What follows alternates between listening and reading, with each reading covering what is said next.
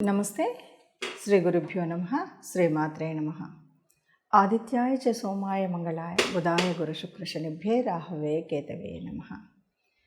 శ్రీమాత శ్రీ మహారాజ్ఞి శ్రీమత్ సింహాసనేశ్వరి చిదగ్నికుండ సంభూత దేవకార్య సముద్యత ఉద్యద్భాను సహస్రాభ చతుర్భం సమన్విత శ్రీమాత్రే నమః. మనం గోచారాన్ని చెప్పుకుంటూ ఉన్నాం. గోచారం అంటే గ్రహాల సంచారం. గోచారానికి మనకి మామూలు జన్మజాతకానికి ఉన్న తేడా అందరికీ తెలిసిందే. ఎందుకంటే మనసో జాత చంద్రమ అంటాం కాబట్టి చంద్రుడు ఎక్కడ ఉంటాడో అక్కడ నుండి తీసుకునేది గోచారం అంటూ ఉంటారు. అది ముఖ్యంగా రాశి నుండి తీసుకుంటాం. అంటే లగ్నం నుండి కాకుండా రాశి నుండి చూసేటువంటి ఫలితాలు అని మనం చెప్పచ్చు. మరి ఈ గోచార రీత్యా ఫిబ్రవరి మాసంలో 2వ పక్షానికి అంటే 16వ తారీఖు నుండి ఇప్పుడు ఉన్నటువంటి 29 వరకు ఒక్కొక్క రాశి వారికి గోచార రీత్యా ఉన్నటువంటి స్థితి ఎలా ఉంటుంది అంటే, ఎవరికైనా సరే స్థితి అనేసరికి ఆ గ్రహాల యొక్క యూతిని బట్టి, దృష్టిని బట్టి, కోణాలు ఎక్కడెక్కడ ఉన్నాయి అన్నదాన్ని బట్టి మనకు తెలుస్తుంది. సరే, ఈ 15 రోజులకు గాను ముందుగా గ్రహస్థితి ఎలా ఉంది అని కనుక చూస్తే, గ్రహస్థితి ముఖ్యంగా పెద్దవైనటువంటివి, స్థిరంగా నెమ్మదిగా కదిలేటువంటివి, ఎక్కువ రోజులు ఉండేటువంటి గ్రహాలు కనుక చూస్తే మనకి మేషంలో గురువు ఉన్నాడు. అలాగే రాహుకేతువులు ఇద్దరు కూడా మీనంలో రాహువు, కన్యలో కేతువు ఇద్దరు మనకు కనిపిస్తే, ఇక శని భగవానుడు కుంభరాశిలో ఉన్నాడు. ఇది కాకుండా మరి ఈ 15 రోజులకు గాను ఎట్లా ఉన్నది స్థితి అంటే, రవి ముఖ్యంగా రవి మనకి మకరంలో అంటే మనం మకరానికి ఎప్పుడు వచ్చారు? 15వ తారీఖు వచ్చారు. ఇది మకర సంక్రాంతి జనవరి. మళ్ళీ 15 రాగానే అంటే 15, 16 ఇలా సహజంగా మారుతూ ఉంటారు కదా నెలకు ఒకసారి. అలా కుంభరాశిలోకి రవి మారుతున్నటువంటి సమయం. ఇక అలాగే కుజుడు 20 వరకు మకరంలో ఉండి ఆ తదుపరి మరి కుంభంలోకి మారేటువంటి స్థితి. ఇక శుక్రుడు మకరంలో. ఇలా గ్రహస్థితి ఉన్నప్పుడు ఒక్కొక్క రాశి వారికి ఎలా ఉంటుంది, ఆ రాశి మీద ఈ గ్రహాల ప్రభావం వల్ల ఈ 15 రోజులకు గాను ఎలా ఉంటుంది అన్నది తెలుసుకునే ప్రయత్నం చేద్దాం. తదుపరి రాశి కన్యారాశి. కన్యారాశి వారికి మరి ఇప్పుడు రాశిలోనే కేతువు ఉన్నాడు. రాశిలో కేతువు ఉన్నప్పుడు ఏంటంటే, కన్యా వాళ్ళకి తనుభావంలో కేతువు ఉన్నప్పుడు ఇంకంతా కూడా వైరాగ్య స్థితి పూర్తిగా నిమగ్నమై ఉంటారు. చేస్తే గీస్తే ఏదో పూజ చేస్తారు, లేకపోతే ఆధ్యాత్మిక చింతనలో ఉంటారు, ఓ ధ్యానంలో ఉంటారు. ముఖ్యంగా ధ్యాన స్థితికి ఎక్కువగా ఇష్టపడుతూ ఉంటారు. ఇలాంటి ఈ లౌకికమైన విషయాలను పెద్దగా పట్టించుకోవాలా, ఇవి వస్తుంటాయి పోతుంటాయి, వీటిని పట్టించుకోక్కర్లేదు అంటారు. కాకపోతే ఇలా ఉన్నప్పుడు కొద్దిగా మనకు ఇబ్బందులు కలిగేటువంటి స్థితి అయితే ఉంటుంది. ఎందుకు అంటే, అంతగా పట్టించుకోకుండా ఉన్నప్పుడు ఇంట్లో వాళ్ళు, పిల్లలు, సమాజం, మనం పనిచేసే తీరు, ఇవి ఉన్నటువంటి చోట్ల మనం పూర్తిగా మనకు డిటాచ్ అయినట్టు కనుక ఉంటే కూడా కొన్ని ఇబ్బందులు వచ్చేటువంటి అవకాశం ఉంటుంది. కాబట్టి ఆ విషయాన్ని జాగ్రత్తగా పెట్టుకొని ఎవరికి ఎప్పుడు ఏది అవసరమైతే ఆ అవసరానికి అనుగుణంగా కొద్దిగా పాజిటివ్గా మాట్లాడడం అనేది కనుక చేస్తే ఏ నష్టం లేకుండా ఉంటుంది. ఇక షష్టమంలో ఉన్నటువంటి గ్రహాల మూలకంగా కొద్దిగా కొంచెం ఇబ్బంది అయితే ఉంటుంది. అంటే రుణాల విషయంలో కానీ ఇట్లాంటి విషయాలు ఉంటాయి. కాబట్టి ఎవరికైనా రుణం అది ఇచ్చేటప్పుడు కొంచెం పత్రాలు లెక్క వాత ఉండేలాగా ఇవ్వండి. అలాగే ఇచ్చిన వాళ్ళు మనకి ఎగ్గొట్టేటువంటి పరిస్థితి కనుక ఉండకూడదు. అలాగే శత్రువులు కూడా పెరిగేటువంటి అవకాశం ఉంది. కాబట్టి మనం ఎవరితో మాట్లాడినా తగు జాగ్రత్తతో మాట్లాడితే శత్రు శేషం ఉండకుండా చూసుకునేటువంటి పరిస్థితి ఉంది.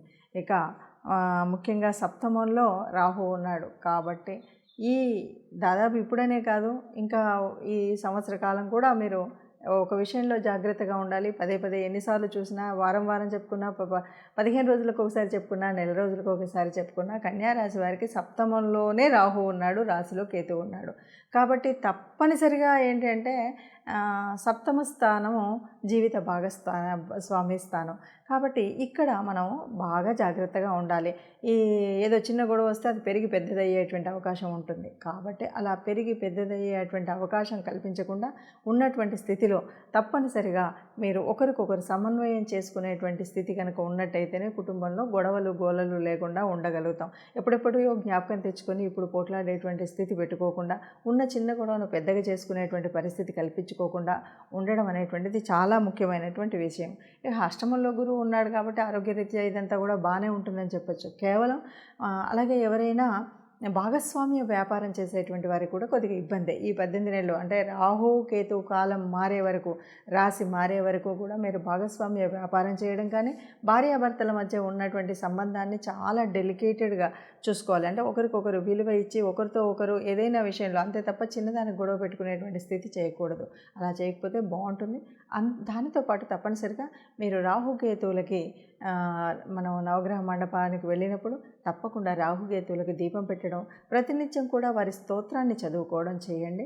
చక్కగా ఈ ఇబ్బందులు లేకుండా చక్కగా కలిసి ఉంటారు. అందరూ కలిసి ఉండాలన్నదే భావన కాబట్టి దానికోసమే ఇది చెప్పేటువంటి పరిస్థితి. కాబట్టి తప్పకుండా రాహుకేతువుల స్తోత్రాన్ని చదువుకోండి. నవగ్రహ మండపానికి వెళ్ళినప్పుడు ఈ వారం ఈ 15 రోజుల కోసం చెప్పేటువంటిది కాదు, దాదాపు ఇంకొక 12 నెలల వరకు ఈ పరిస్థితి ఉంటుంది.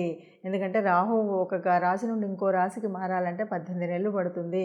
కాబట్టి ఆయన మారే వరకు కూడా మీరు ఈ ఏదైతే ఉపసంహారం చేయడం కోసం, దాన్ని చేయడం కోసం, గ్రహ అనుకూలత కోసం చేసేటువంటి ప్రక్రియగా చేయండి. మరి ఇప్పటివరకు ఉన్నటువంటి ఈ గ్రహ సంచారం వల్ల ఫిబ్రవరి మాసంలో 15వ తారీఖు నుండి 16 నుండి నెలాంతం వరకు ఉండేటువంటి పరిస్థితి ఇలా ఉంటుంది అని మనం చెప్పాం. కానీ ఇది పూర్తిగా మాకు యాక్యురేట్గా కలవలేదు అనేటువంటి భావన మాత్రం వద్దు. ఎందుకు అంటే జన్మజాతకంలో జన్మ కుండలిని మనం పరిశీలించి అక్కడ ఉన్నటువంటి నక్షత్రాల స్థితి, యుతి, దృష్టి ఇవన్నీ వేరుగా ఉంటాయి. అలాగే నడిచేటువంటి దశ, అంతర్దశ వీటి పరిస్థితిని బట్టి అక్కడ మనం చెప్తూ ఉంటాం.